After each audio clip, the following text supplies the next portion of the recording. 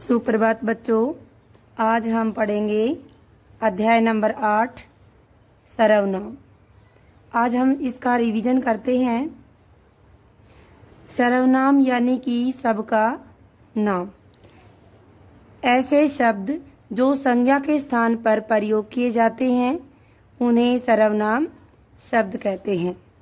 जैसे संज्ञा के स्थान पर कैसे प्रयोग होंगे, जैसे हम कोई कहानी लिख रहे हैं, कोई वाक्य बना रहे हैं, तो बार बार किसी का नाम न लिखना पड़े और वाक्य को सुंदर ढंग से सजाने के लिए हम सर्वनाम शब्दों का प्रयोग करते हैं।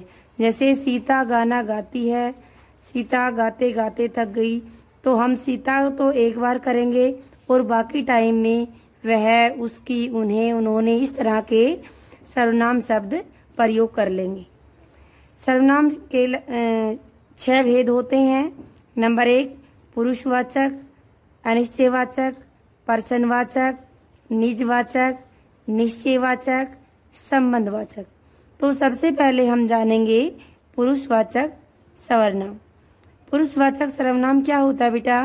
कि वक्ता, श्रोता या अन्य के लिए जिन शब्दों का प्रयोग किया जाता है, यानी कि एक बोलने वाला, दूसरा सुनने वाला और तीसरा जिसके बारे में बात हो रही हो, वहाँ पर पुरुषवाचक सर्वनाम होता है। अब आता है कि पुरुषवाचक सर्वनाम है, इसके भी 3 भेद होते हैं। कौन कौन से? उत्तम पुरुष, मध्यम पुरुष और अन्य पुरुष। उत्तम पुरुष क्या होता है कि जिसके बारे में जो वक्ता बोल रहा है, बोलने वाला होता है, उसे उत्तम पुरुष कहा जाता है। मध्यम पुरुष जो सुन रहा है उस बात को, उसे मध्यम पुरुष कहा जाएगा। और अन्य पुरुष की किसी के बारे में बात हो रही है, वो अन्य पुरुष सर्वनाम कहलाएगा। अगला है हमारा निश्चयवाचक सर्वनाम। निश्चयवाचक सर्वनाम में कैसे पता करेंगे कि ये सर्वनाम निश्चयवाचक सर्वनाम है? यानी कि वे सर्वनाम शब्द जिसके द्वारा किसी निश्चित व्यक्ति अथवा वस्तु की ओर संकेत किया जाता है, उन्हें निश्चयवाचक सर्वनाम कहते हैं। यानी कि अपनी घरेलू भाषा में जिस बात का हमें पक्का पता हो, वो निश्चयवाचक सर्वनाम कहलाता है। उदाहरण देखिए, ये फल मेज पर रखे हैं। कहाँ रखे हैं फल? मेज के ऊपर। हमें पक्का पता है कि ये मेज है और फल किस पे रखे हैं? मेज पर।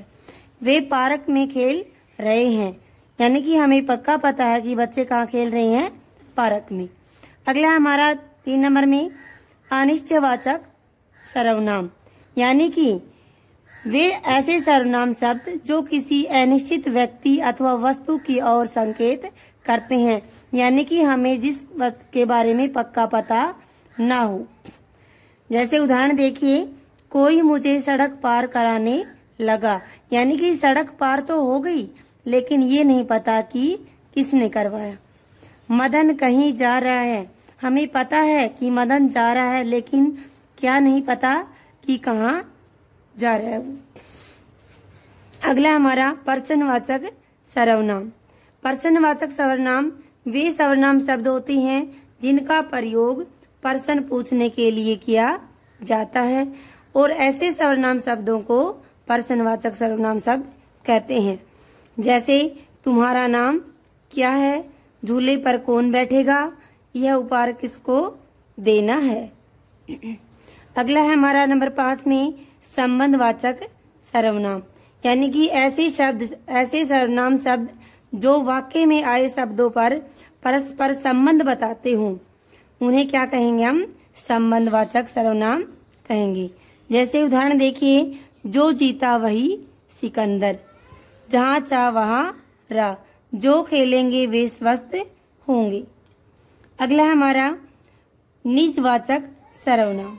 निजवाचक सर्वनाम की पहचान कैसे करोगे आप? यानी कि वाक्य के अंदर आप खुद, वक्ता जो होगा वो खुद अपने शब्दों का प्रयोग कर्ता के साथ अपनापन बताने के लिए करेगा।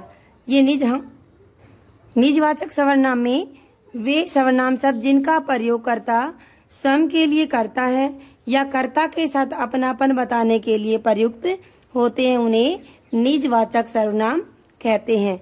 जैसे महेश आप ही खाना खाएगा, मैं अपने आप विद्यालय जाता हूँ, तुम्हें यह काम स्वयं करना चाहिए, वह खुद चला जाएगा। तो आशा करती हूँ आपको ये टॉपिक फिर से दोबारा से जो वीडियो बनाई गई है इसके माध्यम से भी समझ में आ गया होगा। धन्यवाद।